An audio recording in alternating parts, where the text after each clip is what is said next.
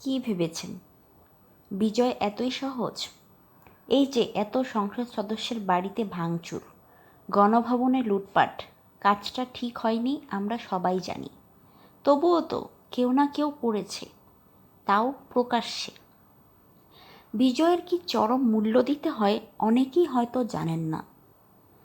পাত্তা পাইলেই একদল বাড়াবাড়ি করবেই।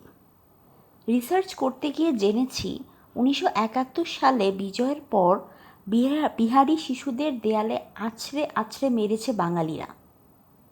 এছাড়া জোর জবরদস্তি লুটপাটের ঘটনাও তো ঘটেছিল সেই সময়। আজকেও ইতিহাসের পুনরাবৃত্তি করে বাড়াবাড়ির চরম সীমানায় পৌঁছে গেছে তারা। দুর্বৃত্ত কারা? এদের পেছনে মাথা কে? খুঁজে বের করতে হবে। মাথা ছাড়া কখনোই দেহ চলে না, এটা মনে রাখতে হবে। রাষ্ট্রীয় সম্পদ নষ্ট করে আখেরে লাভটা কি হয়েছে? বিজয় উদযাপনের আরও তো পন্থা ছিল। একটা সুন্দর দিনকে নষ্ট করার জন্য এরাই যথেষ্ট।